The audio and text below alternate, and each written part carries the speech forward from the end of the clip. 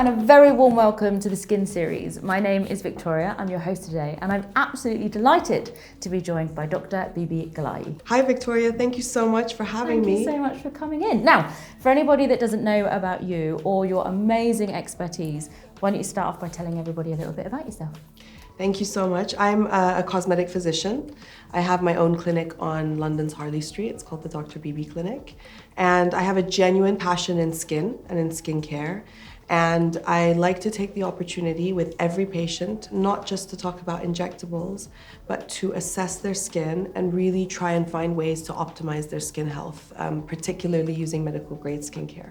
Amazing. And you've got advanced diplomas in cosmetic dermatology and aesthetic medicine. How long have you been doing this work? Oh gosh, it's been 16 years, believe it or not, which feels like it's flown past. But yeah, I've been a doctor for coming up to 18 years and I've been doing cosmetic medicine for about 16 years now. Yeah, do you know, I've been in the industry for a similar amount of time. So I'm really interested to dive into this topic with you today, which is all about chemical peels. So for anybody that doesn't know about chemical peels, how would you describe a chemical peel to a person that walked into your clinic? Well, I think chemical peels sometimes get a bad reputation because of the word chemical, but actually they are just a way of exfoliating the skin. So we have physical exfoliation, which includes scrubs, blades, crystals, and diamonds. But actually chemical exfoliation involves reducing the pH of the skin and creating an environment that promotes dead skin cells to slough off more easily. So they can be applied like a face mask or like a runny liquid all over the face. And basically what chemical peels do is they reduce the already acidic pH of the skin to a slightly lower pH, and then that facilitates the Velcro-like bonds, which are the bonds that keep all those dead skin cells attached to the face and the body. It facilitates those bonds to loosen and to allow those skin cells to actually slough away. So you can kind of consider it like an analogy of removing wrapping paper from a present, and the gift underneath that's revealed is glowing, rejuvenated, refreshed skin. If somebody walked into your clinic and you were like, wow, this person needs a chemical peel stat, what would their skin look like? That's a really good question, and actually it's pretty easy to identify because skin that needs a chemical peel is obvious. It's rough, it's dry, it's dull, it's lackluster, and there's a buildup of dead skin cells. And actually, if you look at skin that's healthy, you can liken healthy skin cells to juicy grapes. They are plump, they're hydrated, and they're radiant, they bounce the light away.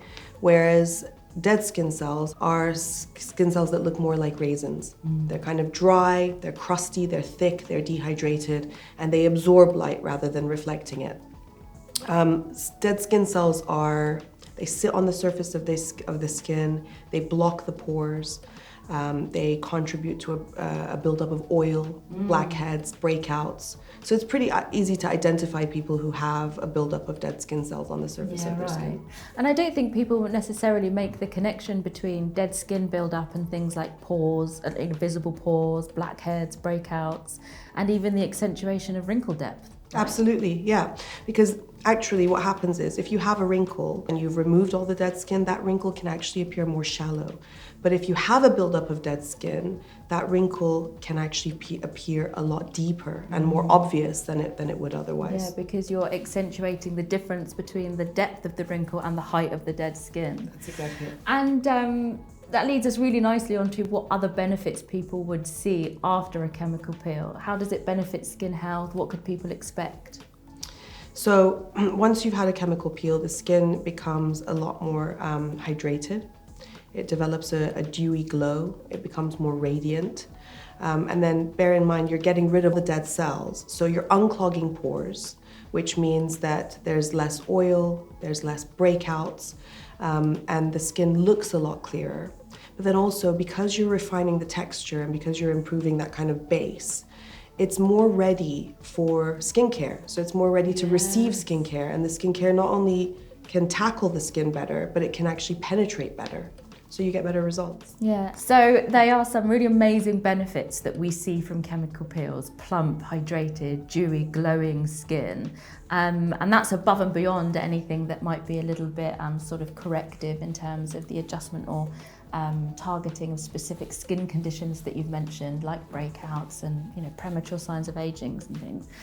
So chemical peels we both know to be absolutely amazing, but I don't know, do people out there also know how amazing they are? I mean, you talk to patients day in, day out. Are you doing chemical peels all day, a couple of times a week? And what do you might think would prevent somebody from booking a chemical peel over and above some of your other more popular treatments? Yeah, that's a really good question. And actually, although chemical peels are within the top 5 most popular global aesthetic treatments, I do think there's still some hesitation from the consumer, from patients, to have peels, and it's not the immediate thing that they go for. Sometimes they wish to opt for injectables instead. But I think actually one of the reasons for that is it's just the fear of the unknown, and it's perhaps the word chemical, or it's the fear of not knowing what ingredients are in the product and what it can achieve or what the process is. So I guess it's a lack of familiarity. And also, perhaps it's not as hyped by the public as, say, toxin or fillers are. But actually, that's not great, because the benefits of peels are astounding. And when combined with injectables, they really do optimize the results that you get in the skin overall. Because there's no point volumizing a face or treating with toxin if you have poor skin. You need that beautiful skin as the icing on the cake, and actually you're not going to reach your full aesthetic potential unless you optimize your skin health. You've spoken a lot about combining chemical peels in clinic with things like injectables, neurotoxin, fillers. It also really complements things like laser treatments. But what are your kind of go-to ingredients when it comes to either getting the skin ready for or recovering after a chemical peel? What are the Bibi Faves? The Bibi Faves, there's 3 of them. Okay.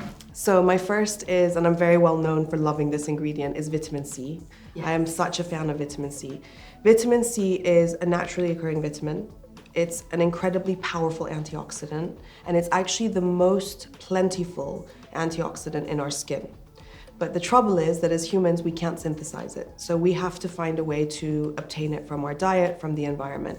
But invariably, we don't do a very good job at that, and our levels are always low. So it's really important to add it into our skincare. And the reason for that is because it has such a wealth of benefits. So it's an antioxidant. It helps to attack and to deal with all the free radicals in the environment that harm our skin, in pollution, in smoke, in the sun, in UV. It's really great at helping to tackle areas of discoloration and blemishes, and it protects the skin from damage. So using a product that has vitamin C in it, and especially 15% vitamin C, which is the level that we need for efficacy, in my opinion, is really important. And I really encourage my patients to use a vitamin C product after they've cleansed and exfoliated at that step in their routine. Number 2, you said there were 3. Yep. Number 2 is retinol. So retinol is one of the most powerful anti-aging tools that we have in our armory.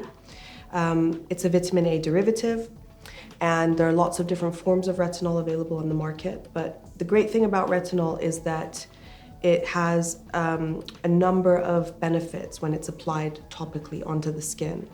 It helps with fine lines and wrinkles, helps protect the skin from damage. So it's got a wealth of benefits, and this is not just me saying this. There's a huge amount of data, of hard scientific data, to back all of this up. I think people, in the same way that they're a little bit hesitant about peels, can sometimes be a little bit hesitant with retinol because there can be some irritation and some side effects from using it. But if it's used in the correct way, and if the skin is weaned onto it, then it's a brilliant anti-aging tool. I often describe retinol use like spin class for your skin. So you can't go from doing no spin classes in a week to 7 spin classes in a week. You'd probably actually die. Like, you've got to do 1 class, let the body get used to it, and when you're able to walk down the stairs again, then you do your second, and then you build it up, and it's the same with retinol. So how do you explain using retinol in the lead up to a chemical peel? Well, the retinol that I recommend is Lumiere MD's retinol. And the good thing about it is that it has complementary ingredients in it. Although it's a very potent retinol, it's got niacinamide in it. And so that allows an exfoliating effect to be carried out on the skin in the lead up to a peel.